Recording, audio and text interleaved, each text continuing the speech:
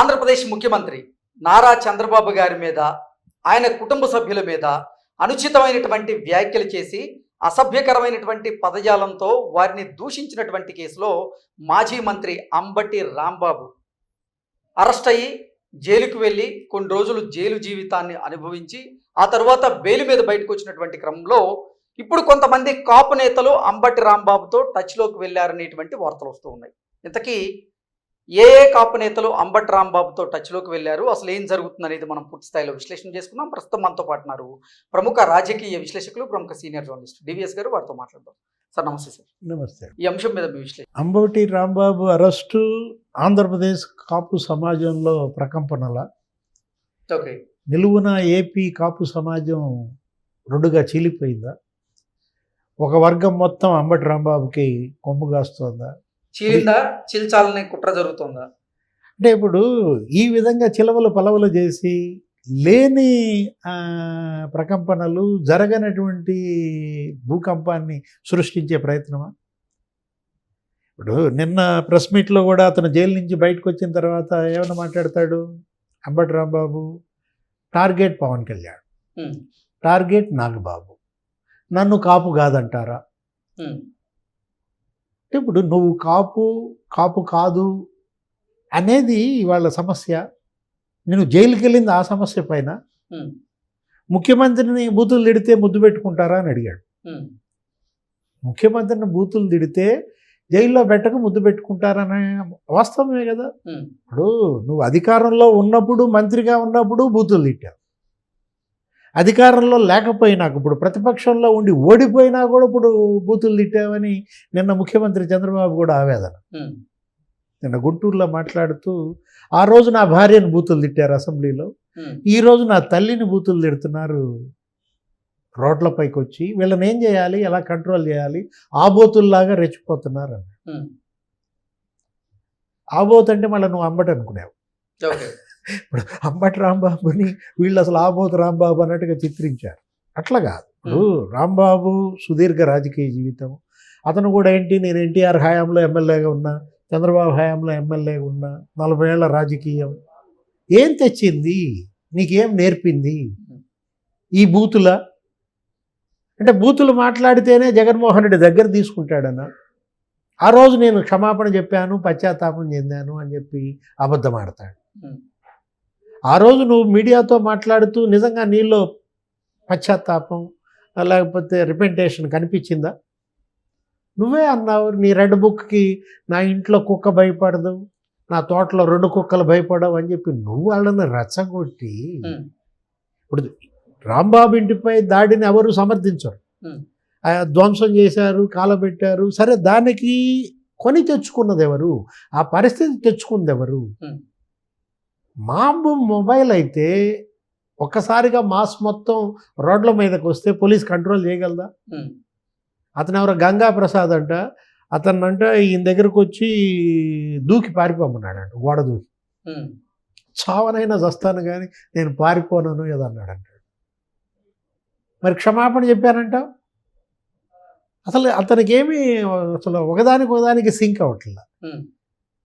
నన్ను పోలీసులు కొట్టలేదని చెప్తాడు, నన్ను పగలు తీశారని చెప్తాడు. 68 ఏళ్ళు అని చెప్పి మ్యాజిస్ట్రేట్ దగ్గర కన్నీళ్లు పెట్టుకున్నానని చెప్తాడు. నేను కాపుని కాకుండా పోతాను అంటాడు. నా ఇంట్లో 4గురిలో 3 కమ్మాళ్ళు అంటాడు. కమ్మల్లుళ్ళు నాకు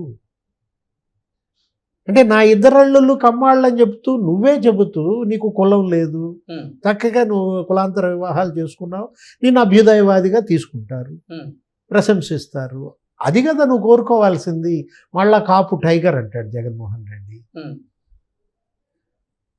ఇప్పుడు నాగబాబు అయినా పవన్ కళ్యాణ్ అయినా ఒకటే వాళ్ళు అన్నది. మీరు బూతులు తిట్టింది ముఖ్యమంత్రిని కాబట్టి జైళ్ళకి పంపారంటే, అంతకుముందు ఇదే ఈ కులచిచ్చు రగిలించడం కోసం ఏం చేశాడు, ఇక్కడ ఈ విజయవాడ, గుంటూరు ఈ దరిదాపుల్లో కాపులు ఎవరు బయటకు రాలేదనుకుంటా, అందుకని గుడివాడ అమర్నాథ్ని పిలిపించారు. ఎక్కడ ఉత్తరాంధ్ర నుంచి ఆ కరణం ధర్మశ్రీ ఈ మొత్తం వచ్చి రాంబాబు ఇంట్లో ఆయన భార్య పిల్లల్ని పరామర్శించారు. ఆ తర్వాత ములాఖత్కి వెళ్ళారు ఇదే బ్యాచ్. రాజమండ్రిలో ఈయన జైల్లో ఉన్నప్పుడు ములాఖాత్కి వెళ్తే అసలు వీళ్ళని కలవలేదు ఆయన. కలవటానికి తిరస్కరించి, ములాఖాత్ ఇవ్వడానికి అంబటి రాంబాబు తిరస్కరించి ఎవరిని కలిశాడు? మళ్ళీ తన లాయర్ని, తన పిఏని కలిశాడు అదే రోజు.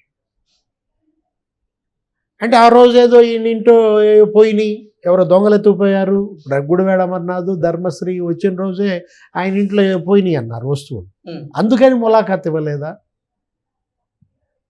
ఇప్పుడు ఈరోజు మీరు అడిగినటువంటి ఇంట్రోలో కూడా అసలు గోదావరి జిల్లాల నుంచి లేకపోతే కృష్ణా గుంటూరు జిల్లాల నుంచి కాపులు అసలు విపరీతంగా తరలొచ్చి అంబటి రాంబాబుకి మద్దతు ప్రకటిస్తున్నారంటే గ్రౌండ్లో ఆ పరిస్థితి ఏమీ లేదు. అసలు ఏ కాపు అంబటి రాంబాబుకి మద్దతుగా లేరు. అంటే దీన్ని అడ్డం పెట్టుకుని ఏదో రకంగా కమ్మ కాపు చిచ్చు పెట్టాలి. ఆయనే చెప్పాడు. అంటే కమ్మ కాపు సామాజిక వర్గాల మధ్య చిచ్చు పెట్టేందుకే ఇటువంటి సరికొత్త వ్యూహాలను రచిస్తున్నారంటారా? అంటే కూటమిని చీల్చేదాకా నా పోరాటం ఆగదన్నాడు. నన్ను చంపుతారా? చంపండి, చంపితే సమాధి నుంచి లేచి వస్తా, సవాల్ చేస్తా. అసలు నిన్ను చంపే పరిస్థితి ఎందుకు వచ్చింది? ఇప్పుడు ఎవరిని ఇప్పుడు చంపే పరిస్థితి ఏంటి అంటే దీన్ని అడ్డం పెట్టుకుని అతను ఛార్జ్ షీట్లో రాశారంట, ఈయనేదో కమ్మాళ్ళను బూతులు తిట్టాడు అని చెప్పి. ఆ ఛార్జ్ షీట్ చదువుతూ మొత్తం ఆ బూతులన్నీ చదివాడు. మళ్ళా నిజంగా ఆ ఛార్జ్ షీట్లో బూతులు ఉంటే నువ్వు ఆన్ స్క్రీన్ మళ్ళా వాటిని చదవాల్సిన అవసరం ఉందా? అసలు పదే పదే నాటకీయంగా ఆ కమ్మ కులాన్ని ఉద్దేశించి బూతులు చదువుతూ ఇది ఛార్జ్ షీట్లో నేను అన్నట్టుగా రాశారు అంటాడు. అంటే నీ కక్ష ఆ రకంగా మళ్ళీ ఇంకోసారి బూతులతో ఆ వర్గం మీద తీసుకుంటున్నావా? ఇప్పుడు ఇక్కడ అంబటి రాంబాబు కానీ లేకపోతే అతనితో ఈ డ్రామా ఆడిస్తున్నటువంటి జగన్మోహన్ రెడ్డి కానీ ఈ మొత్తం అంతా డైవర్షన్. ఏది ఎప్పుడైతే ఛార్జ్ షీట్ వేసిందో 4 రోజుల క్రితం, ఆ రోజు నుంచి రోజుకు ఒక డైవర్షన్ గేమ్ ఆడుతున్నాడు జగన్మోహన్ రెడ్డి. ఒక చోట యాగం చేపిస్తాడు తిరుపతి, భూమన కరుణాకర్ రెడ్డి అక్కడ మరి ఒక క్యారెక్టర్ అతను పోషిస్తాడు, అతను ఒక ఫ్లెక్సీ పెడతాడు, అక్కడ ఆ డ్రామా అయిపోయింది. ఇక్కడ గుంటూరులో ఈ అంబటి రాంబాబుతో ఇంకో డ్రామా ఆడిస్తాడు, డైవర్షన్. ఇక్కడ ఫ్లెక్సీలు తీసేయమంటాడు, అక్కడ ఫ్లెక్సీ ఏమో భూమన కరుణాకర్ రెడ్డి తిరుపతిలో పెడతాడు, ఇక్కడ అంబటి రాంబాబు ఏమో ఈ ఫ్లెక్సీలు తీసేయండి లేకపోతే నేనే వచ్చి చించేస్తానంటాడు. జోగి రమేష్ అక్కడ ఇంకో డ్రామా ఎక్కడ విజయవాడలో. అసలు ఈ డైవర్షన్ ఏ విధంగా వెళ్ళిందంటే చివరికి టార్గెట్ హెరిటేజ్గా వెళ్ళింది.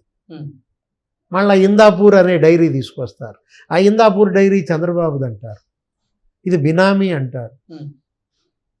అంటే ఇప్పుడు ఎన్ని డైవర్షన్లు ఆడారంటే 4 రోజుల్లో 30 డైవర్షన్లు చేశారు. ఈ నెయ్యి ఈ కుంభకోణంలో నుంచి తన బాబాయిని తప్పించడం కోసం రోజుకో డైవర్షన్ ఆడుతున్నాడు జగన్మోహన్ రెడ్డి. ఇప్పుడు చివరికి ఆ డైవర్షన్ అతనికే చుట్టుకున్నటువంటి పరిస్థితి. Okay sir, thank you. నమస్తే.